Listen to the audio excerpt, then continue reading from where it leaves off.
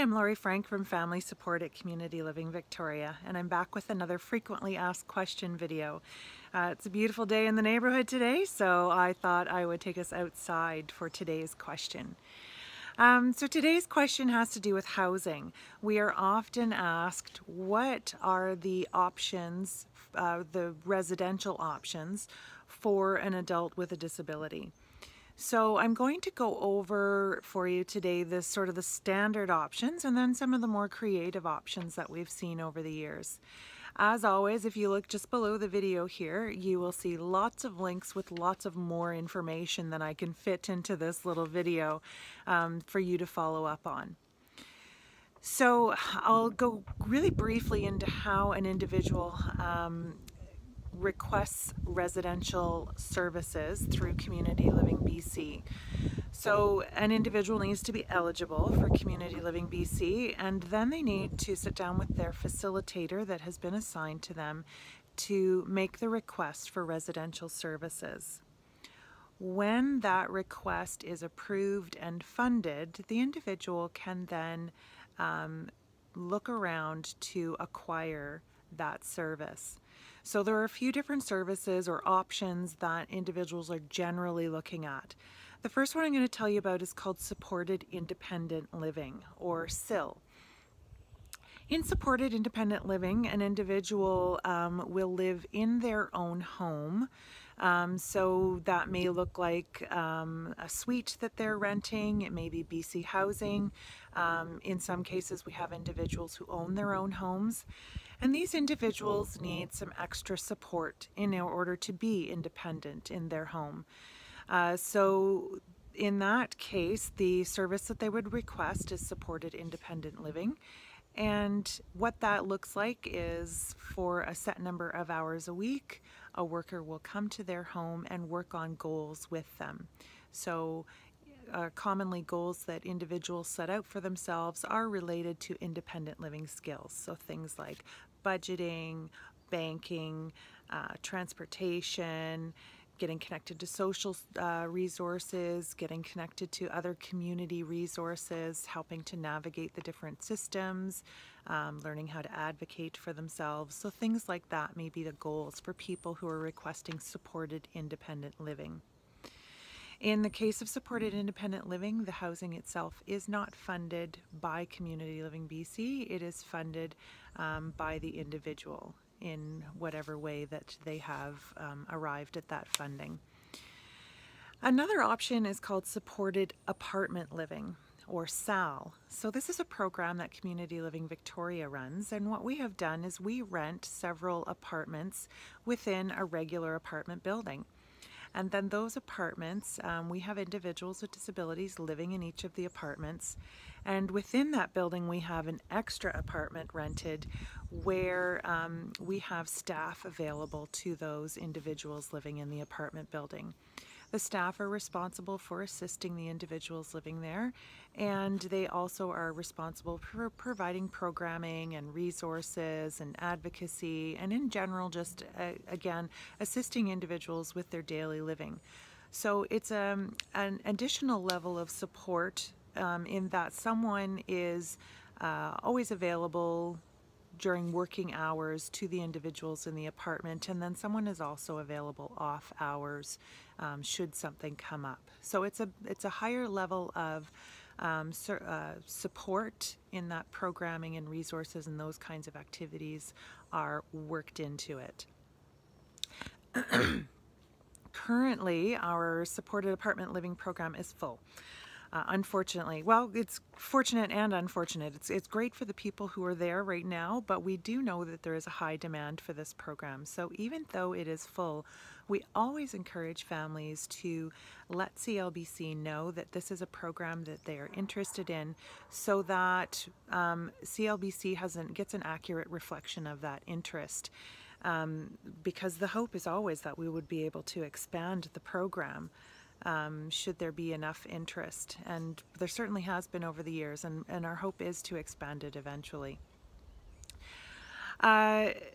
The next option I'll tell you about is probably the most traditional option that someone may choose, and that is group home living. In a group home, you're generally living with you have 2 to 4 people living in the home.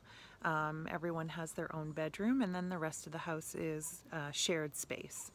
In a group home, the home is staffed 24/7 by an agency, and those staff provide whatever level of care and support that the individuals in the home need. Generally, group homes, people who are living in group homes have a higher level of need for support, everything through behavioral support to personal care.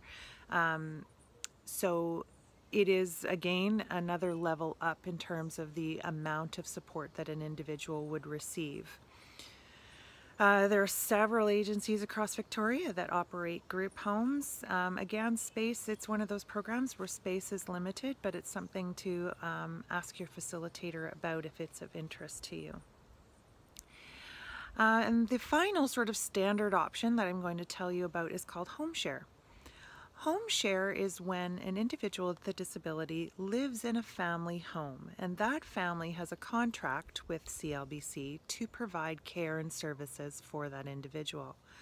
So this arrangement can look any number of ways because everyone has a different need in the level of support that they require and has different hopes and wishes for what they want their home to be like. So it could be a home where there is an older couple whose children have left home and now they have an individual with a disability living with them and they're caring for that person. It could be a family with young children. It could be a single person. So it can look like all types of families that the individual is living with. It's up to the individual to choose where they would like to go and to let their facilitator know what their ideal home share would look like for them. Often in home share, the person is either living in a suite in the home, depending on their independence level, or they have a room within the home and the rest of the home is shared space for them. So we have individuals living in homes who are quite independent and just need that sort of oversight from someone to make sure everything's going okay and that things are getting done, all the way up to people who are in wheelchairs. They may be nonverbal and they require a high level of support and personal care 24/7. So home share can provide a spectrum of services to individuals. So those are sort of the 4 main options that people tend to look at. However, over the years we have had families come up with lots of different creative ideas, and we really encourage families that if what is being offered does not look like it's the right fit for the individual in your family, to let your facilitator know and to have that conversation. And we also really encourage families to connect with other families, because that's where we find these creative ideas really come from, when families with like-minded visions come together and work together to create what it is that they're looking for.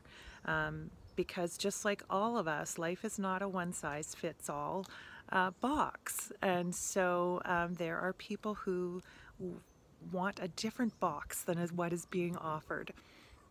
So as an example, we have in the past supported a couple families who decided that they wanted to buy a home together for their 2 adult daughters, and the daughters would live in the home and the home would be staffed 24/7. And it took a lot of work. I won't lie to you, it took a lot of work. It took a lot of time and a lot of back and forth and planning, but it did come to fruition, and their 2 daughters moved into that home. And there was long-term planning in place as well for what would happen if one moved out or one of the individuals passed away. So as you can imagine, the more creative residential options that people come up with do require more legwork on the part of the family, more research, a lot more time, because you're creating something new.